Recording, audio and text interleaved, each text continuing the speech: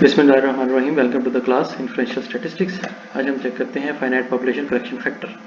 तो population proportion की basis पे कॉन्फिडेंस इंटरवल फाइंड आउट करना सीखा था हमने। अब अगर आपके पास पॉपुलेशन फाइनाइट है, फाइनाइट मीन्स कि आपको पॉपुलेशन का साइज पता है, कैपिटल एन की वैल्यू आपको पता है।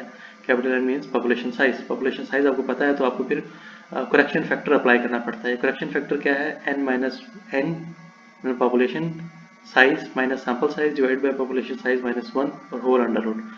ये कब अप्लाई करेंगे? या population that has a fixed upper bound in a set of be finite, कि आपके पास पॉपुलेशन का साइज गिवन है।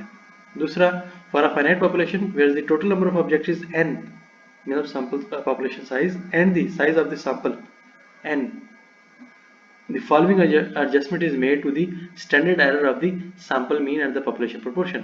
तो आप क्या करते हैं कि सिग्मा और एन अंडर रूट जो आपका अवेलेबल है स्टैंडर्ड एरर, उसके आप मल्टीप्लाई कर देते हैं आपको फाइनाइट पॉपुलेशन करेक्शन फैक्टर से। ठीक है, तो लेकिन अगर आपका सैंपल साइज और पॉपुलेशन साइज का proportion means sample size n divide by population size n is less than 0.05, तो फिर आपको फाइनाइट पॉपुलेशन करेक्शन फैक्टर को अप्लाई करने की जरूरत नहीं रहती, आप इसे इग्नोर भी कर सकते हैं।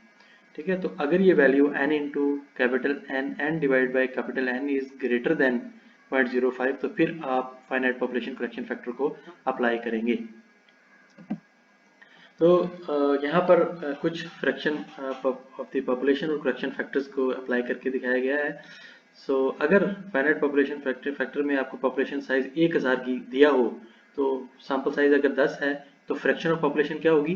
10 डिवाइड बाय 1000, तो ये आ जाएगी 0.10। और करेक्शन फैक्टर क्या होगा? करेक्शन फैक्टर क्या है जी? n minus small n divide by capital N minus 1 और उसका अंडर रूट।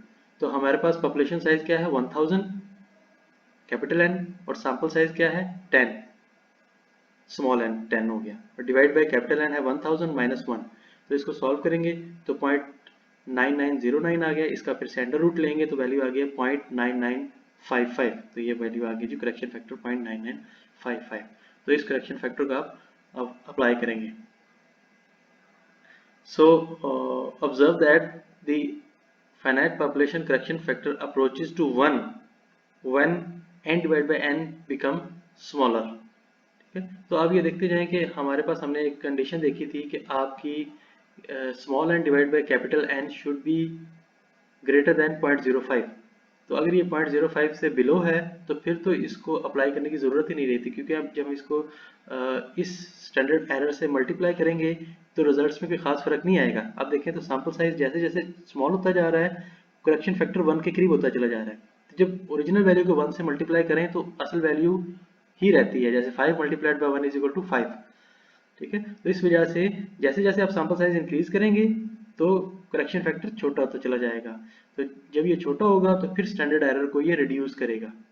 ठीक है, तो 0.05 से अगर स्मॉल हो आपका करेक्शन, आपका फ्रिक्शन, ये देखें पॉइंट फ्रिक्शन जो है n divide by n small sample size divide by population size, तो ये 0.05 से बिलो है, तो करेक्शन फैक्टर का इफेक्ट कुछ ज़्यादा नहीं आ रहा, क्योंकि 1 के ऑलमोस्ट इक्वल है, तो असल वैल्यू रिड्यूस नहीं करेगी।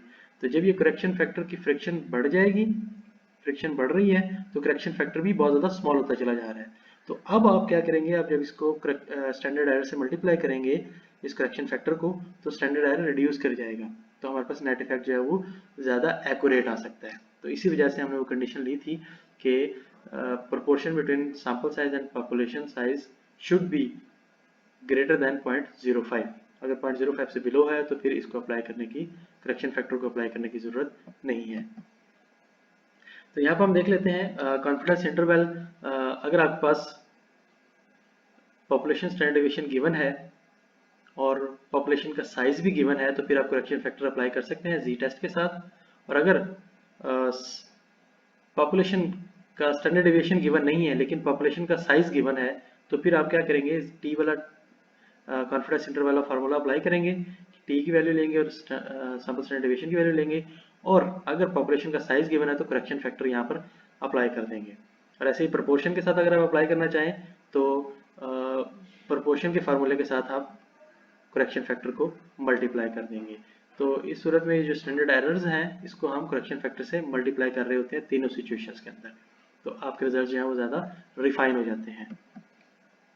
तो इससे रेलेवेंट एग्जांपल को हम नेक्स्ट में डिस्कस करेंगे। अब तक के लिए कोई भी प्रॉब्लम, कोई भी कन्फ्यूजन है तो वो आप इस वीडियो के कमेंट सेक्शन में भी पूछ सकते हैं और अपनी क्लास के ग्रुप में भी पूछ सकते हैं, आपको टाइमली रिस्पॉन्ड किया जाएगा। Thank you.